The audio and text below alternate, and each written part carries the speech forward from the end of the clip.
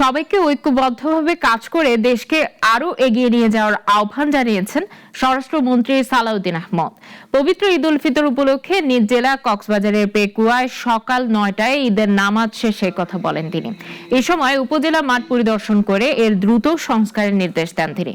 সম্প্রতি ভিয়েনায় জাতিসংঘের উদ্যোগে অনুষ্ঠিত গ্লোবাল সামিট অন ফ্রড এর প্রসঙ্গ তুলে ধরে স্বরাষ্ট্রমন্ত্রী বলেন, বৈশ্বিক প্রতারণা মোকাবেলায় আন্তর্জাতিক সহযোগিতার গুরুত্বপূর্ণ।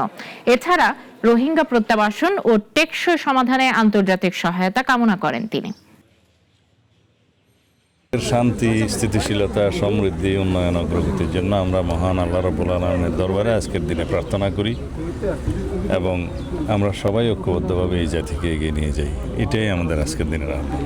এটা আন্তর্জাতিক সম্প্রদায়ের সহযোগিতা কামনা করি সবসময়, যাতে বর্তমান সাহায্য সহযোগিতাও বহাল থাকে এবং ভবিষ্যতে তাদেরকে মর্যাদাপূর্ণভাবে তাদের নিজেদের দেশে প্রত্যাবাসন করা যায়। সেই জন্য আন্তর্জাতিক মহলের আমরা সহযোগিতা সবসময় কামনা করি এবং জাতিসংঘের যাতে এই বিষয়ে তৎপরতাটা আরও বৃদ্ধি পায় এবং শক্তিশালী হয়, সেই জন্য আমরা আহ্বান জানাই।